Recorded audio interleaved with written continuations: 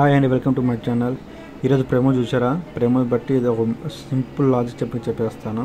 యష్మి మణికంఠ వీళ్ళిద్దరి మధ్య అసలు మామూలుగా లేదు. బిగ్ బాస్ సీజన్లో హోరాహోరీ, ఆమెకి ఇంటికి పడదు, ఇద్దరు ఫైటింగ్ చేసుకుంటారు. మణికంఠ మంచోడే, కానీ యష్మి మాత్రము రేణుపోని చాడలు పెట్టి వాడు ఈడు ఇష్టం వచ్చి జెండర్ గ్యాప్ తీసి ఇష్టం వచ్చి ఏడిపించింది.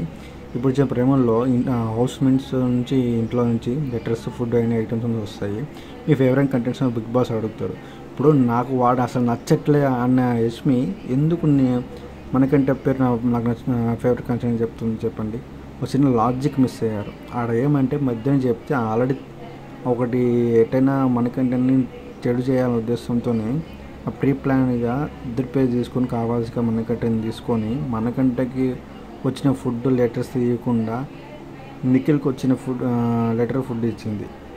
దీన్ని బట్టి అయితే మనకంటే ఇంకా ఏడిపియాలనే ఉద్దేశంతోనే యష్మి చేసింది ఈ ప్రక్రియ. మీరు గమనించలేరు, కానీ మొత్తానికి అయితే యష్మిని మనకంటని ఏడిపించాలా అనే పద్ధతిలో బాగా ఫుల్ పోతుంది. కానీ యష్మిని ఏడిపించే పద్ధతిలో ఆడియన్స్ ఉన్నారు. ఆడియన్స్కి అసలు యష్మి ఓటింగే లేదు. ఆమె డైరెక్ట్గా అసలు 2-3 వీక్స్లో వెళ్ళిపోతుంది హౌస్ నుంచి. సేమ్ సోనియా, యష్మి ఇద్దరు ఒకే కేటగిరీ, ఒకే లక్షణాలు ఉన్నాయి. సో అనవసరంగా తన పేరు తీసుకొని తనకు సరిపోదు, నాకు ఇష్టం లేవాడు అని నేను హౌస్లో నుంచి వెళ్ళి పంపించా అన్న నేను మాట్లాడిన యష్మి ఇప్పుడు నాకు ఇష్టమైన కంటెంట్స్ మనకంటే నేను ఎలా అంటుంది చెప్పండి. సో అంత ఫేక్. యష్మి ఆడే గేమ్ ఫేక్, తన యాటిట్యూడ్ ఫేక్, అంత ఫేక్. సో నాకైతే యష్మి చేసింది పక్క ప్లాన్తో చేసింది, మనకంటే నేర్పించాలని ఉద్దేశంతో. సో ఇది నా రివ్యూ. నచ్చితే లైక్ చేయండి, మీకు ఎలా అనిపిస్తుంది కామెంట్ సెక్షన్ మెన్షన్ చేయండి.